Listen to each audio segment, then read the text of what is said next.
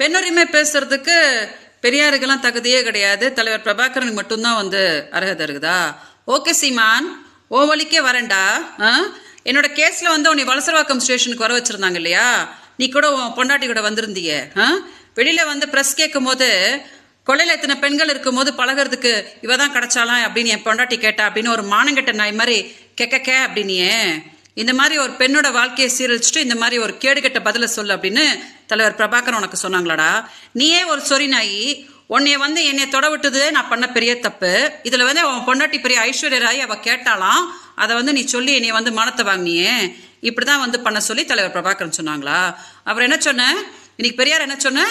நான் இருக்கும் போது என் பொண்டாட்டி இன்னொருத்தி கூட போறதோ தப்பு இல்லை அப்படின்னு பெரியார் சொன்ன. அப்படின்னா நீ தலைவர் பிரபாகரோட பையனா, உன் பொண்டாட்டி மருமக தானடா? நீங்க ரெண்டு பேரும் என்ன கேடுகட்ட வேலையாடா பண்ணிட்டு இருக்கிறீங்க? உன் பொண்டாட்டி என்னடா சொல்லிட்டு இருக்கா? நீ விஜயலட்சுமி தவிர கொள்ளையில எத்தனையோ பெண்கள் இருக்காங்க, அவங்க கூட போய் பழகு அப்படின்னு தானடா அவ சொல்லிட்டு இருக்கா.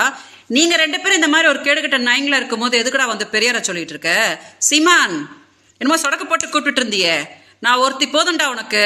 நீ உண்மையான ஆம்பளையா இருந்தா தலைவர் பிரபாகர் மேல சத்தியம் பண்ணி சொல்றா, நான் விஜயலட்சுமி வாழ்க்கையை சீரழிக்கவே இல்லை, நான் அவளோட புருஷன் கிடையாது, மாசம் 50,000 ரூபாய் கொடுக்குறேன் அப்படின்னு சொல்லி நான் அவளை துன்பப்படுத்தல அப்படின்னு சத்தியம் பண்றா பார்க்கலாம். எதுக்கடா தமிழ்நாடு மக்களோட அப்படி ஏமாத்துற?